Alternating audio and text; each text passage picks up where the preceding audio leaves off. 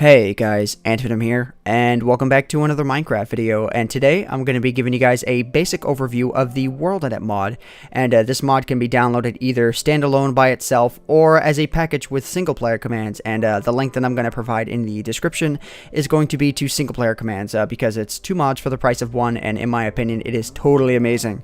So yeah, the reason why I've chosen this particular setting is because I got a lot of questions in my cow killing montage promo as to exactly how I did what I did, and I guess the most important question, which really isn't even WORLDEDIT related, was how I stacked all of those cows that I did and put them into a single minecart. And the way that I did that was through single player commands. I typed in spawn, stack, cow, cow, cow, and repeating, just repeat the word cow over and over until the program prevents you from typing it any longer, and you'll get a stack of cows as high as I had it in that particular video. But anyways, I'm going to type in the commands undo here just for the sake of demonstration because of what I wanted to show you before, but I forgot to undo it. As you can see, I have just unloaded my cannon here, and if I type in /redo and then I type in /redo again, it will place all of the TNT in place there and then place a little wooden block right there. Now, what I've just done and how I did it may not make sense right now, but it will make sense later on in the video. But essentially what I wanted to do right now is just provide sort of like a final product to show you as far as the bare basics of what this program can do. And I'll be doing a lot more complicated things throughout this video that will be, more complex than what I just did. But anyways, oh my god, cow, I don't like you. Die, please, or like shut up, or put a muzzle on, or something. Thanks. But anyway, so I'm going to go ahead and I'm going to push this cow here just for the sake of demonstration, because cows are awesome to demonstrate against. And I'm going to punch out this wood right here and launch the cow into Lord knows where. And let's have ourselves a lot of fun tonight. That's right, cow. You're about to have a fun time. But yeah, so that was totally amazing.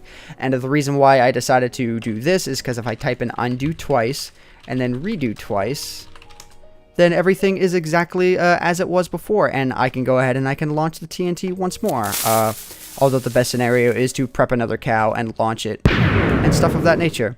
So anyways, why don't I get into the WORLDEDIT stuff. So if you get yourself a compass in your inventory here, if you guys have ever downloaded single player commands and then you had a compass in your inventory and then you just like randomly left clicked and got teleported somewhere, this is why, because it is a part of the WORLDEDIT package, and if you teleport too far it can become a bit laggy, as it just was for me.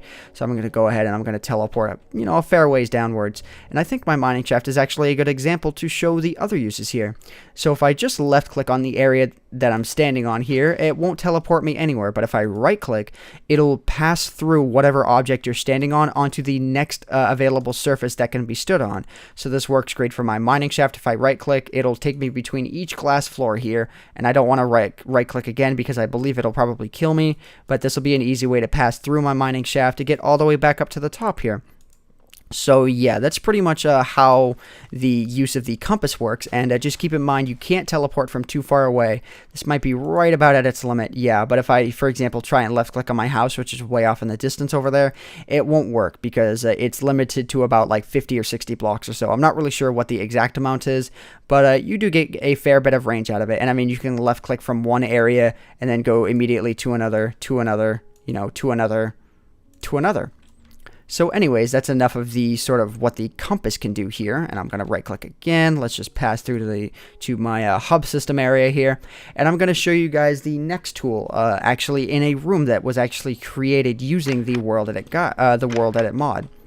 So if I type in the command /wand, you're going to get a wooden axe in your inventory, and what the wooden axe acts as with the WORLDEDIT guide is it's like a selection area. It's your main tool that you're going to be using when you're working with the basics. So if I left click here, for example, and then I right click right here, as you can see, it tells you, your first and second positions are set, gives you the coordinates of each position that you set, and then on the far right of the command, it shows you how many blocks you had selected, which was 18 in this case. So there's 6. Let me just do that again, and I have 18 blocks selected, and if I type in, for example, the command set1, it'll change all of these over to stone. Now let me type in undo, so I can give you guys a better explanation as to what the specific commands are and whatnot. So yeah, what I just typed in was the set command, and like I said, I'll type in, for example, let's just say set 0. It'll change all of these over to air, and what set does is between any two selections that you have, and for example, if I left click here and then I right click over here, that'll select the two areas as if like you're selecting each opposite corner. So if you look at, for example, at like a cube or something and you point to each opposite corner, that's essentially what you're selecting in this case. If I type in the command /set 1, it'll create a giant square block within these two corners that you've just set, and this was the other corner that I had just set. I'm going to type an undo here so I don't completely wreck my peaceful map here, but then again, this is just a backup, so I can do whatever I please with it. But it's really useful for example, for setting floors in place. So if I choose the two corners of the room and then I type in, for example, you know, set 12, it'll set it all to regular sand, and then I can just undo it if I'm not satisfied with the result, and I can set it all back. Now you want to be really careful with this. For example, let me choose, let's just say wheat, for example, if this will work. And then I'll select these two corners and type in /set 296. Okay, so it doesn't work in this case, but for example, with like seedlings and stuff, let me see what a seedling is, just because I really want to show you guys this example. Seedlings for trees and stuff like that are 6. So if I type in /set 6, it'll just pop them all out of place because they're not actually going to get set on the ground because the blocks that they're on are not valid blocks to actually set them on. And I'm not sure if they are valid blocks, they will get set, but you know, it's just forewarning. So let me type an undo here. So yeah, so the next command that I'm going to show you guys is the replace command, and it's essentially the set command but with a limiting factor in that it will only replace the blocks that you tell it to. So for example, if I left click here, for example, and then I right click, like let's just say way up over here, which is like 600 blocks, and if I were to type in /set 1, it would replace all of those with just regular stone. Like there's just this giant mound of stone in here. I'm going to go ahead and I'm going to undo that. But with sandstone, which has an entity value here of 24, and by the way, I should probably specify, let me go ahead and let me type in the word replace.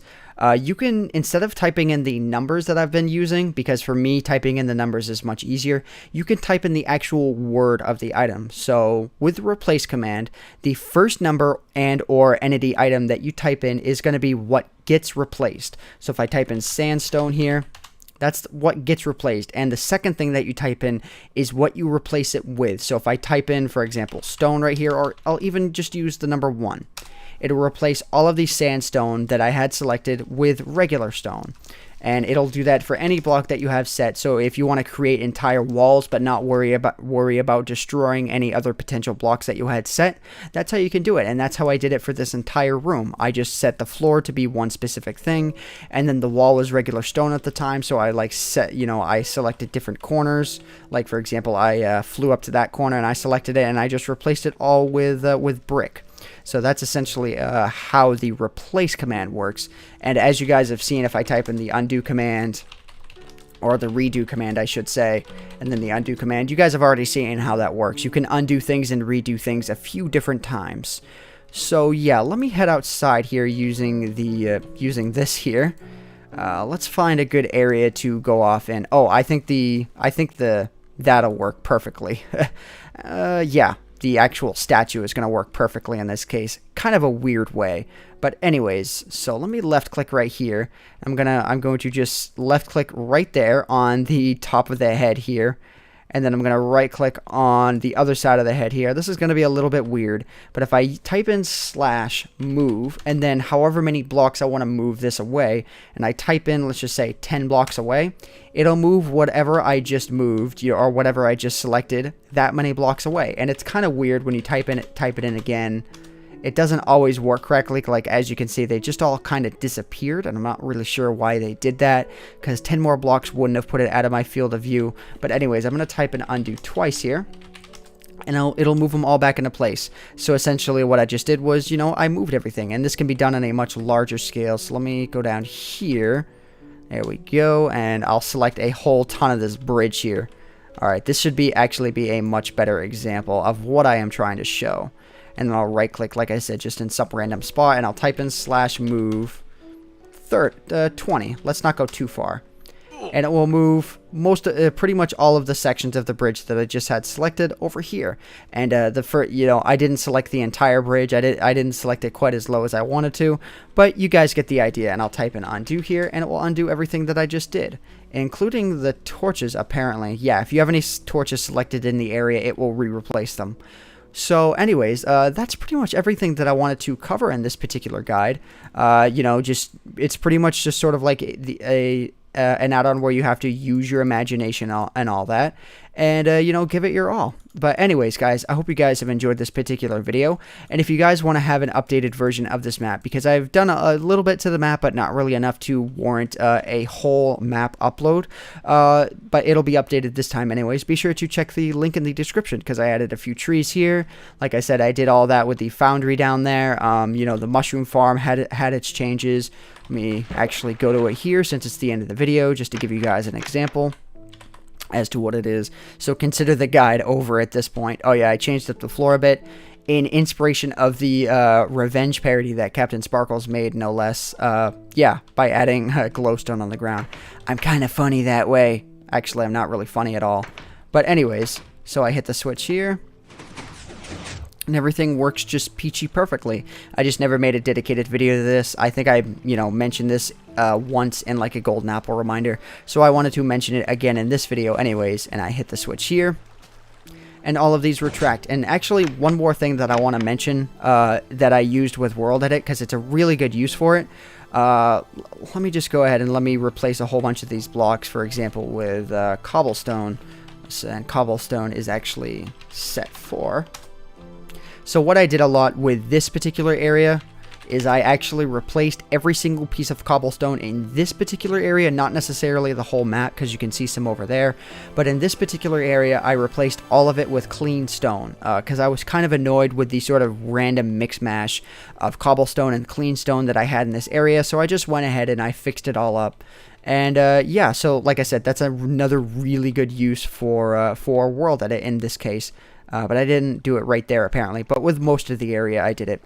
So yeah, anyways, guys, I think I've tried to do my outro like 6 times here. But I hope you guys have enjoyed this particular video. My name is AntVenom, and I bid you all farewell. Thanks so much for watching.